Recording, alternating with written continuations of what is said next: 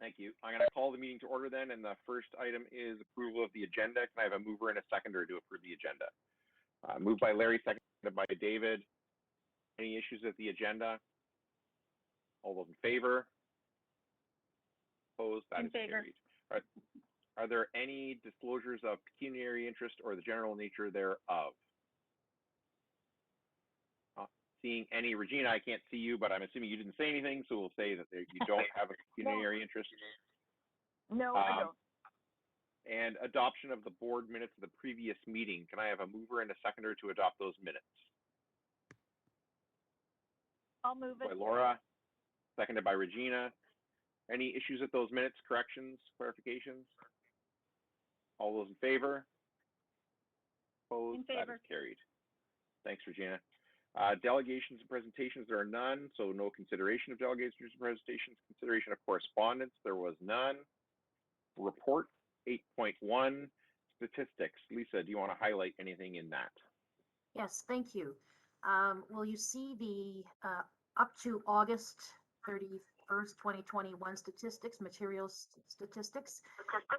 It's interesting because we now have full browsing in our branches, so we would expect to see an increase in circulation, and we have.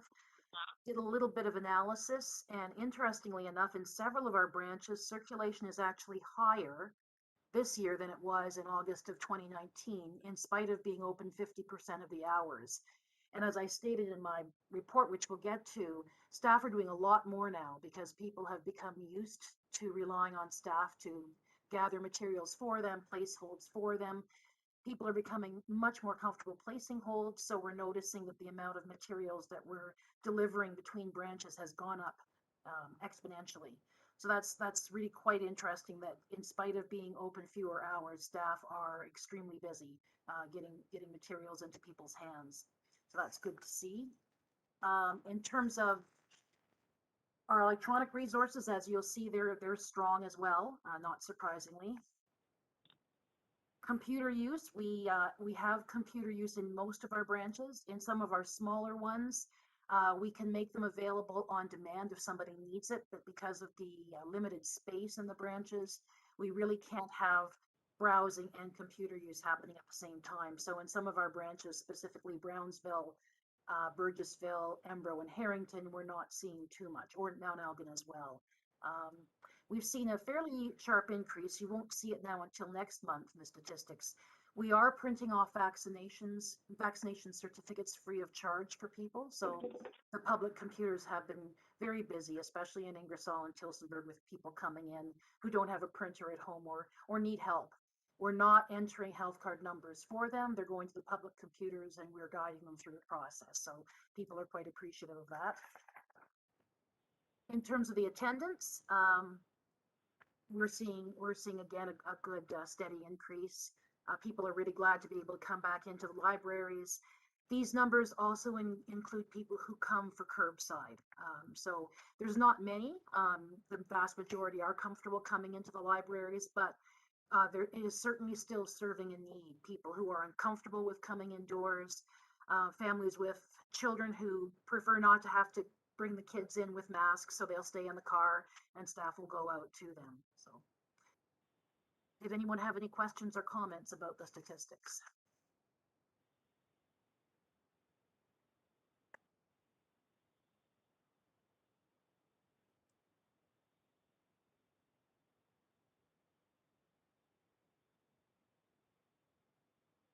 You're on mute, Marcus.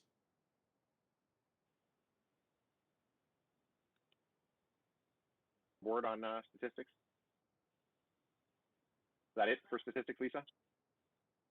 So can I have a mover and a seconder to accept the statistics report? Moved by David, seconded by Laura. Anybody want to speak to that? David. I think what we're seeing is kind of the continual gradual sort of movement back towards where we were before, and with the situation the way it is, fourth wave and all this sort of stuff, expect that we're going to see kind of a bit of a fluttering along as we move back.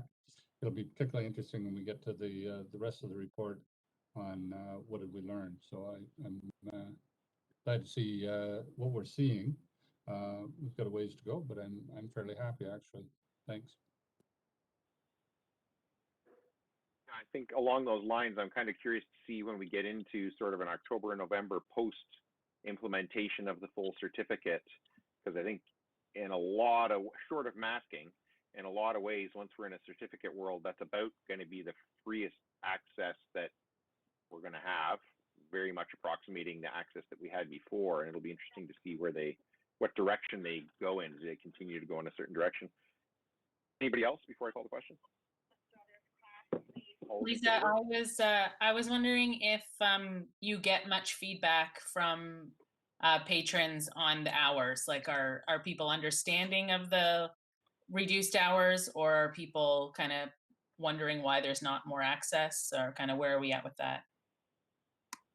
I would say that in the smaller rural branches, people are quite understanding. And as I said in my report, staff have been going out of their way to try to make alternate arrangements if the open hours aren't convenient. So we're offering additional hours for curbside, or if staff are in the building anyway, they're happy to meet this person's needs. We are hearing it in Ingersoll and Tillsonburg a little bit, not surprisingly. A question about when evening hours are going to be reinstituted. We are kind of biding our time to see how the next couple of weeks is going, but we do anticipate after Thanksgiving, if all goes well, we will be reinstating some evening hours in both Ingersoll and Tillsonburg.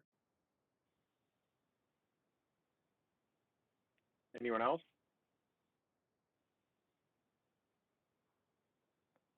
All those in favor? Opposed? That's carried. And 2021-19 Librarians Report. Lisa, anything you want to highlight in there for the board? Yes, thank you. Well, we talked a little bit about the fact that our branches are at reduced hours. I think I can explain that mainly with the fact that with people coming into the branches now and us having to enforce COVID rules, be it occupancy levels, distancing, mask wearing, there are locations where we do need to have a second staff person on. Also, if we're having curbside demands, you need that second person to be able to run to pull things together and go out to the car, meet the person outside. So we are still limited to some extent with reduced hours. We also have some staff returns from a long-term leave, so that should help things too, help us increase our hours. As I said in my report, I think that the number one problem we're facing right now is mask non-compliance. I don't mean to suggest for 1 minute that it's widespread and rampant. A good number of our branches have had little or no problems with this at all. It's really only in about 4 or 5 of our branches where we're having these challenges, but they are significant in some of our branches. In some branches, especially Norwich, it's a daily incident with staff having to deal with patrons who aren't wearing masks. At the beginning, it was a simple case of, oh, I'm sorry, I forgot. I'll run out to my car and get it. It's now people coming in and refusing to wear a mask, making a statement, being very angry. We're just noticing that moods have certainly, they're worsening. It's a daily strain for our staff. We had a meeting last Monday, a staff meeting, and we had quite a bit of time set aside to talk about, how they're doing with dealing with COVID behaviors. We were very concerned. We wanted to let them know, what do you need from us? What can we do to help support you? The feeling is that they need consistent messaging. We need every branch to treat people the same way, because our patrons do use more than one branch in many cases. So we need to be consistent across the county. We were hearing a lot about, this is the only place where I have to wear a mask, and that may be true in some communities. We just say, well, then this is the only place where you have to wear a mask. We have complaints that the library used to be a welcoming place, and we want to be able to get back to the way it was. And I understand the frustrations, but we're not back there yet, and we want to be welcoming, but within limits. So I think there's times too where we just have to let it go. Number one thing to tell staff is avoid confrontations. it's not worth putting yourself in a position where the situation could become really unpleasant. We have had a few cases where people have just walked into Ingersoll and charged toward the washroom, no intention of wearing a mask, and it's just simply not worth making a fuss. Um, I think in terms of where do we go from here, I think we're concerned, especially with vaccine certificates coming, which is not going to affect public libraries, at least not general use of library space. It's still not 100% certain whether our meeting rooms and our program rooms will require vaccination certificates. But at this point, no one has to exhibit their certificate to enter a public library. But we do expect that, tempers may get even worse in the next little while with people frustrated by this. Um, I think that we're going to watch it really carefully. I think we also have signs in some of our branches where it's problematic that failure to abide by COVID rules might cause this branch to revert back to curbside. And that is very much a possibility. If things get worse, we may have to do that. I think it's important that the board knows what staff are going through. The staff also know that the board is very supportive of them. I think they just want to know that they are supported if they have to ask somebody to leave the building. Ultimately, it comes down to the code of conduct. We do have a code of conduct, and the number one rule is treating people with respect. That includes staff.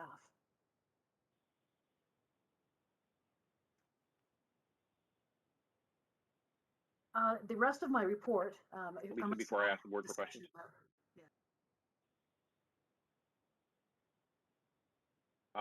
Any questions from the board on the report? Larry. Well, in that situation, are you getting any staff who are really concerned for their safety and they're wanting to involve police, or are they able to handle it at the time?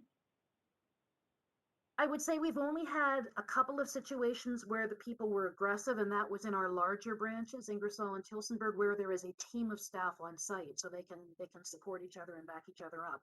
And yes, there are times when you do feel inclined to call the police, and they know that if they do feel threatened, that is exactly what they should do. In the rural branches, it's not so much a fear of physical violence, it's more verbal. It's verbal assaults that they're dealing with now. Okay, thanks for that. Okay. It's more of a comment, Marcus, and all I can say is I'm not surprised.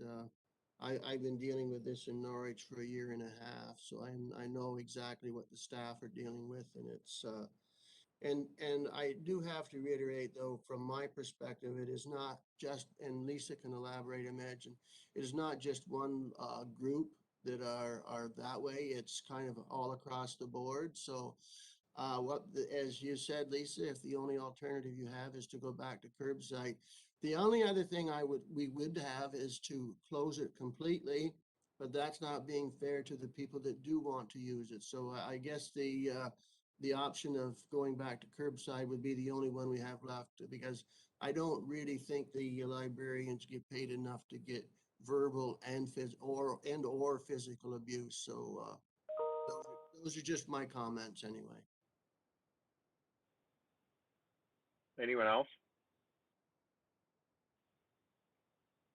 Yeah, I think, Lisa, I'm fairly confident I speak for the whole board on this. Please communicate again to staff that the board absolutely expects them to, it's a two-way street, and we expect them to enforce the code of conduct that we've operated under, and of course, Southwestern Public Health and Province of Ontario guidelines around the pandemic, and that's a two-way street. We expect them to do that for the safety of themselves as employees, but also for the safety of patrons coming in to use the services, and that.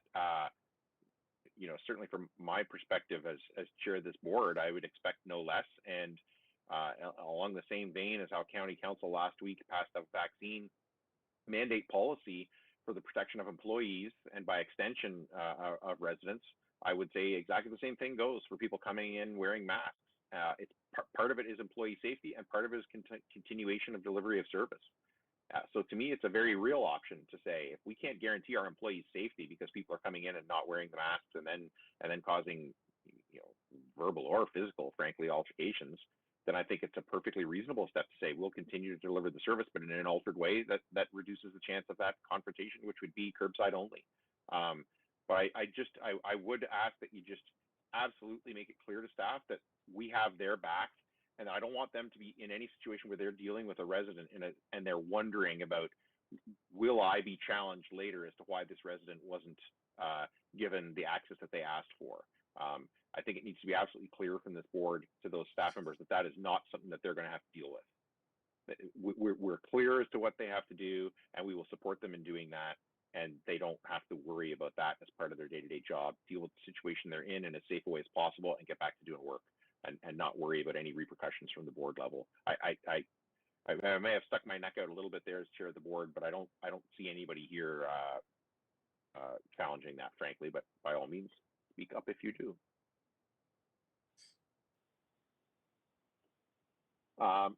Is there any other questions before I call for a motion to adopt the chief librarian's report?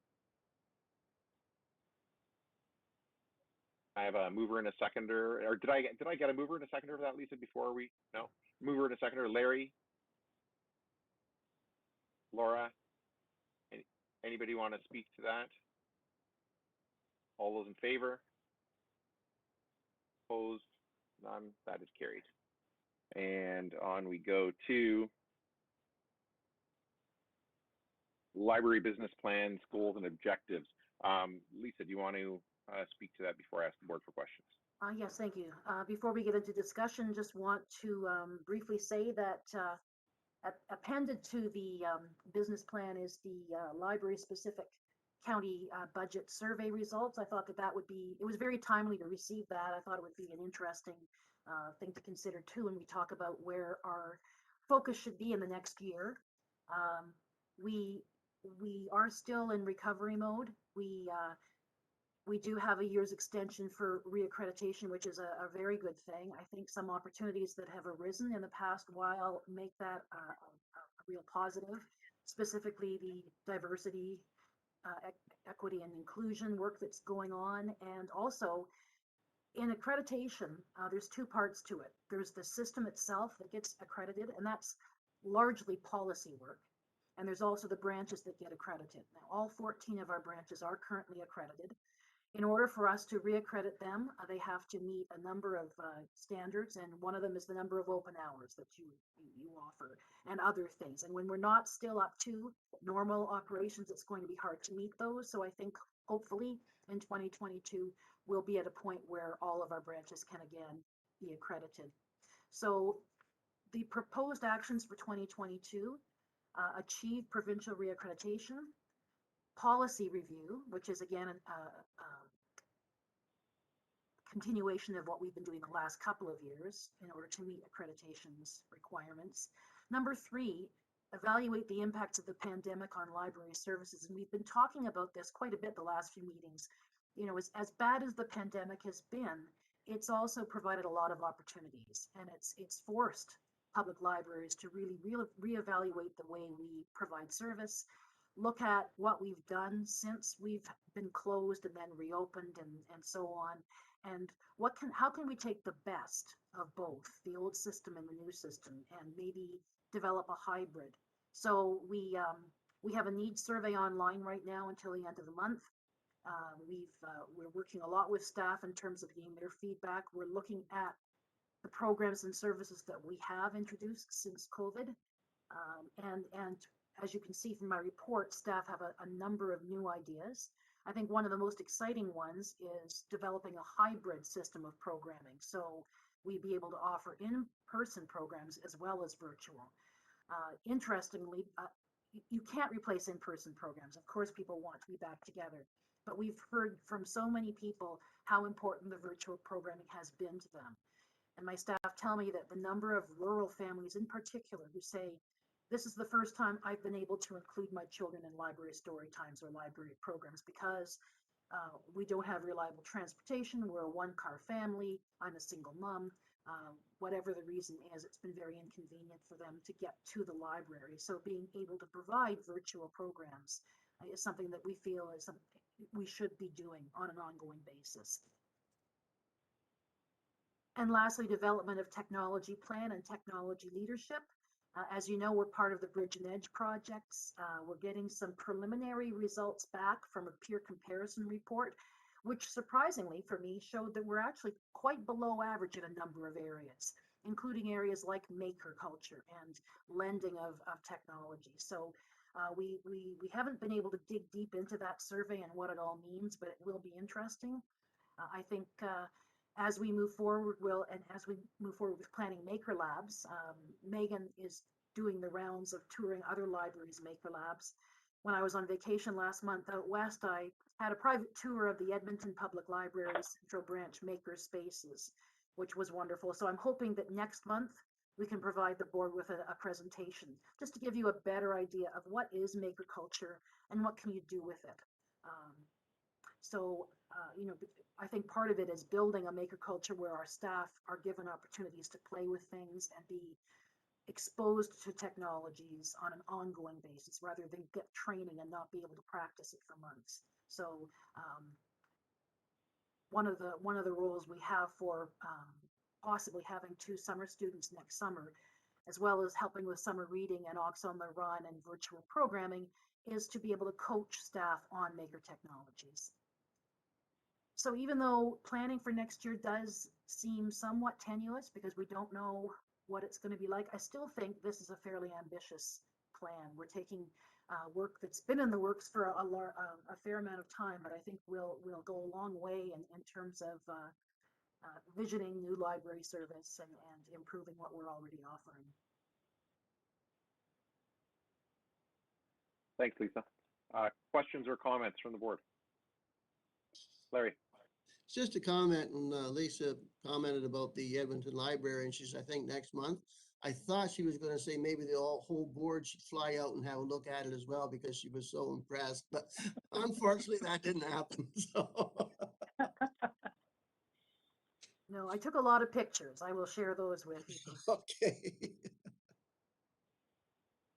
Anyone else? David. So there's nothing that I would disagree with in the report. I think it's, or at least in the business plan. I guess I'm curious, as I think about what has happened so far through COVID and the adaptation that the libraries dealt with, right? Like that they've been forced to deal with. I think we've done a pretty good job. As they look forward, I have to wonder, so what is the new frontier, right? What is it going to look like and how do we address it? And that always backs me up to asking my question, you know, and I ask it often is, why am I here? And I think we need to drive ourselves back to that a little bit and say, what do we see as the reason for the existence of the library post-COVID in a slightly changed and maybe permanently changed world? And I think there will be some new requirements or new expectations and that sort of thing. But I think we want to make sure that we ground ourselves as a board and as staff in what's the purpose of the library today and tomorrow, and not so much yesterday, but today and tomorrow, and sort of keep moving from there. So I'd like to see us have a much broader discussion on that. And you know, whether we want to do that at a separate meeting or as part of a regular meeting. And I would encourage us to consider doing that face-to-face where we can have a more in-depth discussion. The general principles or ideas in the business plan would fit within that. I think it's something though that, as Lisa pointed out a few minutes ago, every crisis is really a chance for opportunities if we're willing to look at them. And I suspect that the COVID part of the crisis is the first wave. There will be subsequent waves of other social, economic, whatever challenges coming towards us. So I think it's probably an ideal time for us to sort of reflect on where we've been, where we want to go, and how we're going to get there. So I'll just leave that for the chair to figure out how he wants to do that. Thanks. Larry.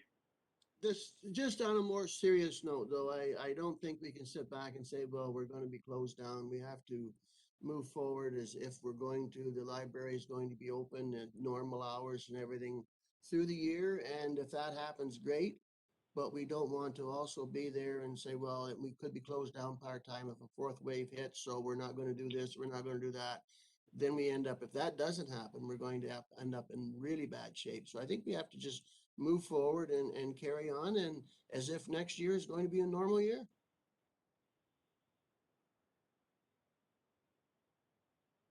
David. So not to argue with Larry, because he's a warden and he's ultimately, you know, well, the boss of everything. But I'm not sure that next year is going to be normal, for one thing. Nor am I sure that what I used to think is normal is going to be the new normal.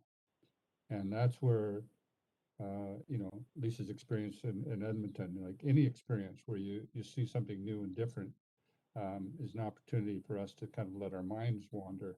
And I guess that's really what I'm suggesting, is that we might want to spend some time letting our minds wander as to, you know, what are the opportunities that COVID has provided? Like, you know, it's provided all sorts of challenges, and kudos to staff for recognizing those challenges, for adapting to them, for, you know, adopting new ideas and thoughts and processes. But it's also an opportunity for us to say, well, the future is going to be different, and what does it look like, and how do we meet the goal or the vision or the mission of the library to serve the community through that. And I think, to me, it's something I haven't thought through. Quite frankly, I just think, and I tend to think, I think a lot better when other people are talking and throwing out their ideas, and then you start putting a bunch of ideas together, and pretty soon you have a much better answer. But I would encourage us to consider having that kind of informal, but maybe directed towards what are the opportunities, and I would probably spell it out in what did COVID teach us for our own future. So, thank you. Anybody else? Questions or comments on that report?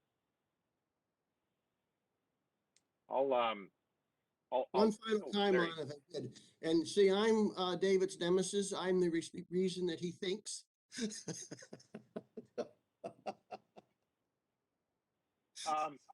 I'll do the stereotypical politician thing then and say to Larry and David that I think you're both right.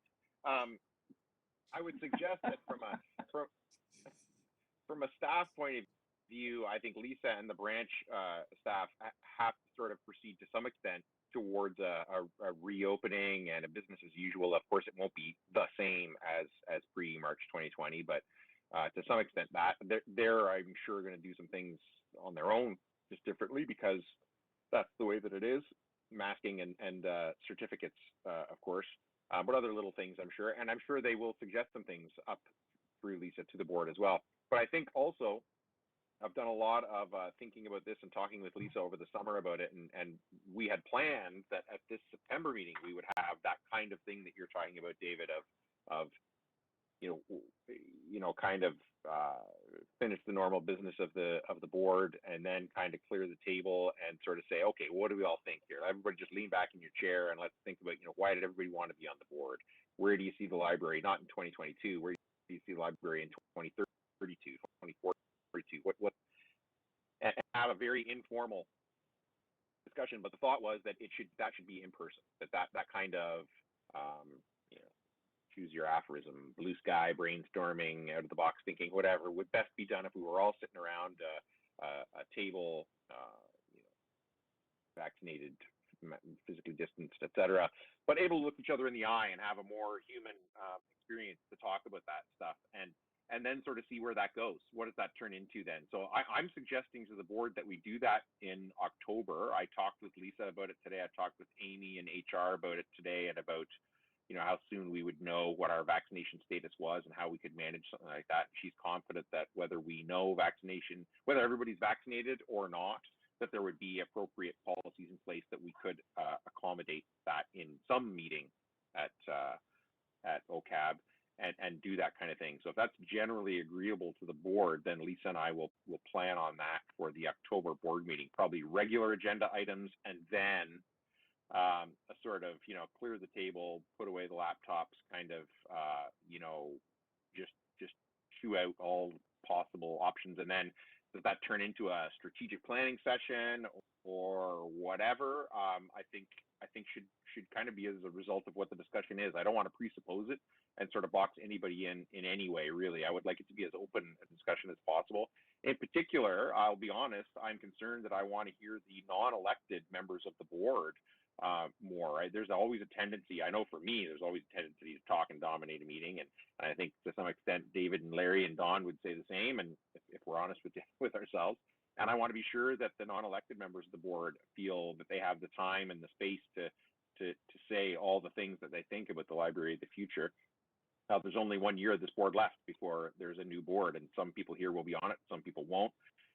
Lisa and I talked earlier today about, that normally in the 4th year of the board that there's sort of a legacy document development. What have we learned and how do we want to hand that on? I think even more so now than there has been in the past. And I think we should take that whole last year to really do that in a really comprehensive way. So Lynn, I noticed you had your hand up. Yeah, thanks for the opportunity. I'm not going to speak to the process, but I did want to suggest an addition to your agenda in terms of, instead of starting with a blank slate, I would say, let's take a look at these comments that we got from the public in the survey. I mean, there's so much information there. There's very trend-setting comments that I think that would be very informative for the board. So I don't think that you need to be, just relying on the light persons on the board, but let's listen to the patrons that are coming in the doors or that are not coming in the doors, that don't use our service. And I think that tool on its own is going to be very informative in forming your discussion about where we go. Yeah, from here. I couldn't agree more, Lynn. I found some of the comments, especially like you say, very informative from both perspectives. The people who said, I love the library, I want more, and also the people who said, no, I don't.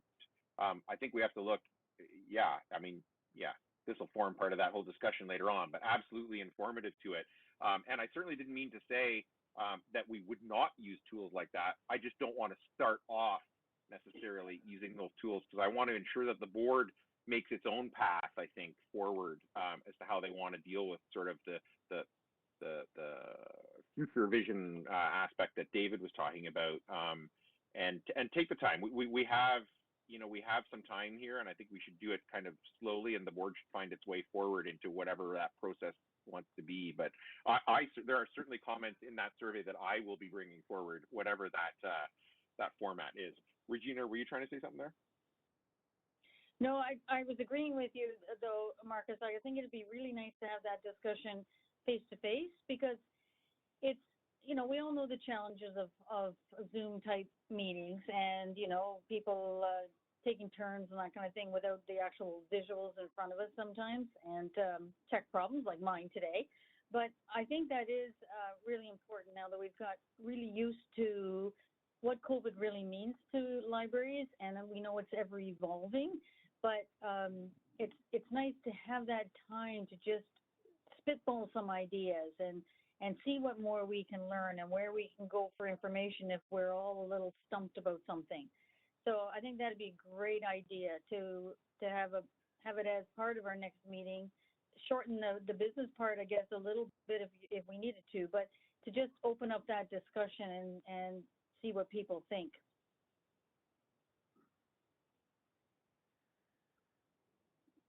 Anyone else thoughts on that? I guess we've kind of taken I would take that as a compliment, Lisa, that your report, business plan, goals and objectives has been inspirational to the board, because we kind of took that as a given and have kind of leapt on beyond that. But I genuinely think that is a compliment to the report. Are there any other specific questions from the board on the business plan, goals and objectives?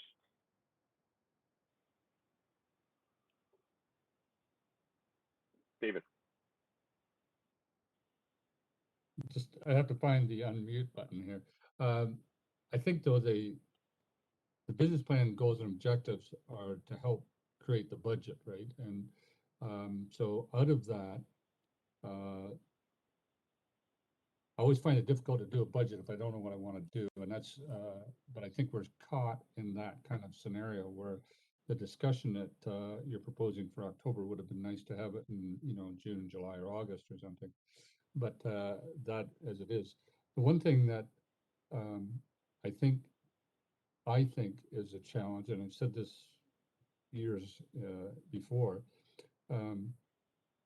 I still think that we don't do a good enough job tooting our own horn. And when you read through the comments from some of the people, it's obvious that either they think we should be promoting ourselves more, or they're unaware of what's available at the library, and therefore we're not promoting ourselves.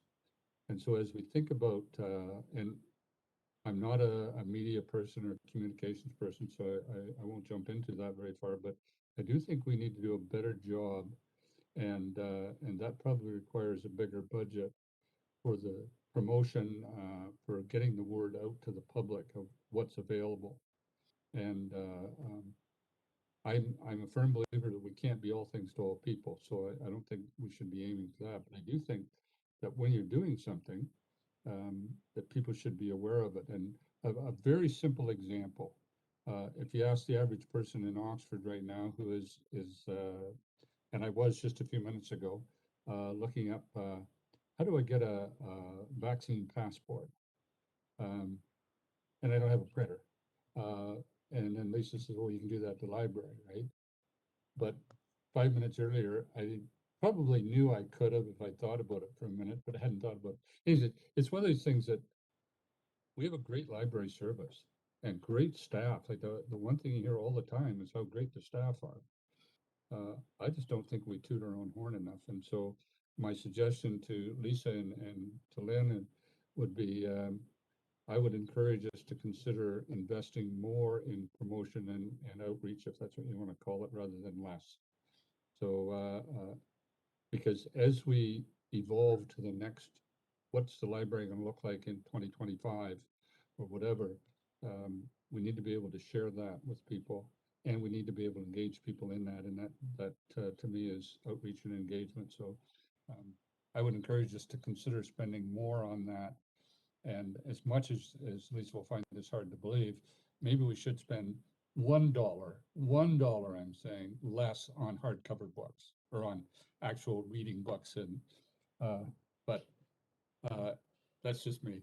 Sorry. Just $1, David. Other than that, it would be excessively less on books that I want to pick up and hold in my hand. So. Anybody else on this report? I have a mover and a seconder to accept the report. David and Larry. All those in favor? Opposed? That is carried.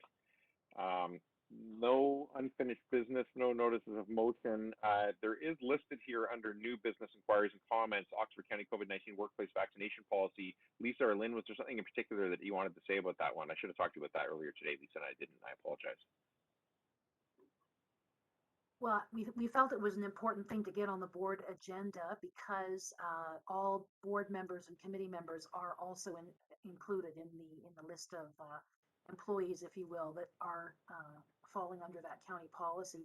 But I think, Lynn, if you wouldn't mind, since you're senior management, if you could address this, I'd appreciate it. Yeah, certainly. And I trust that most of the board members have received an email from Human Resources indicating that this policy does apply to all board members as well. So we're asking you to submit your declaration in terms of whether you are fully vaccinated, partially vaccinated, or not vaccinated, and for whatever reason. And just to remind you that this information is being gathered in accordance with MFIPA, so that's the Municipal Information Protection and Privacy Act. And so that information is only gathered for one purpose, and for this purpose only of this policy. And at this time, council has told us that, in the short term, they want to encourage people to get vaccinated before they partake in regular indoor meetings. And then Any outdoor interactions, they will be assessed on an independent basis in terms of whether, you know, they'll fit within the protective guidelines that we're living under at the current time. But vaccination is the best approach based on what the health experts are telling us in terms of combating this virus and this disease that seems to be plaguing not just our communities but worldwide. So this is an attempt to get everyone as much as possible who can be vaccinated for the safety of all of us, our workers, our public that we serve, and the children that can't be vaccinated yet. So again, we're looking for your participation in this. We need your response back by, I believe it's September 23rd. So yeah, and then that way we'll have a plan in terms of how we can proceed with these types of meetings and resumption of in-person meetings in the event that everyone is appropriately protected. So if there's any questions, I can certainly entertain them now. Any questions on that?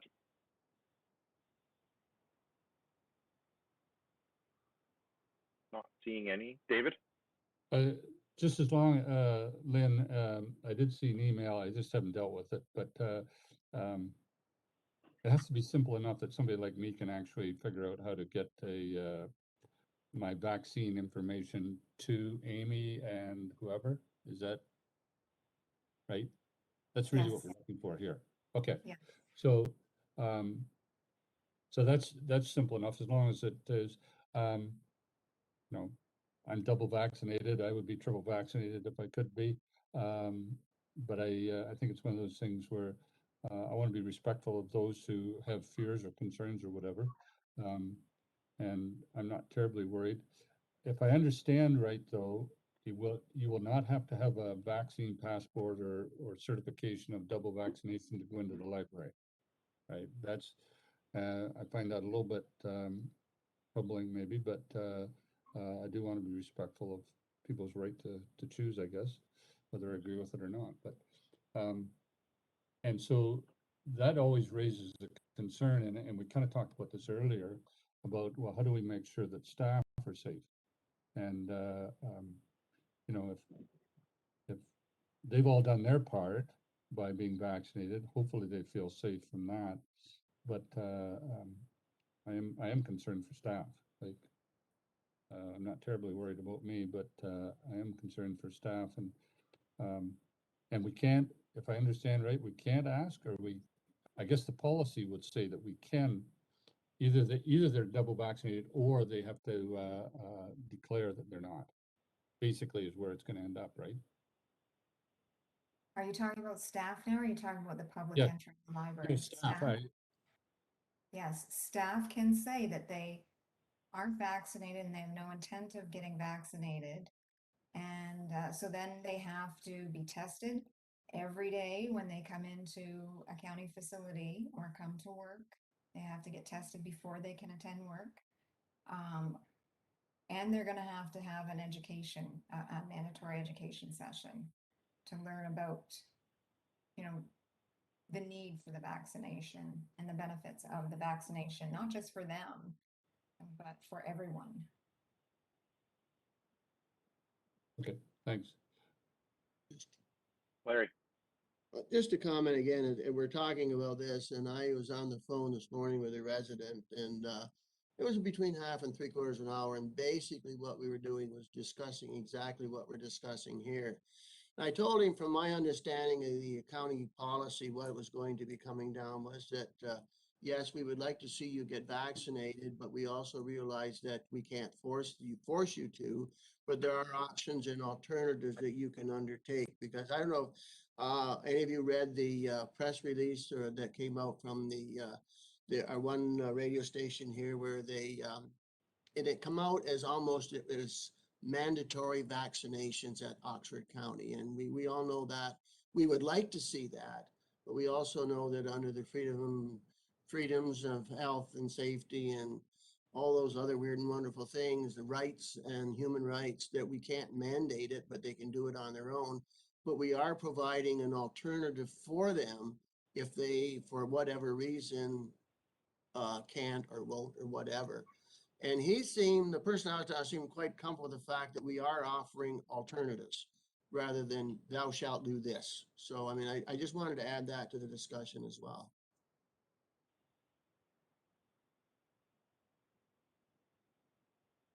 Anyone else?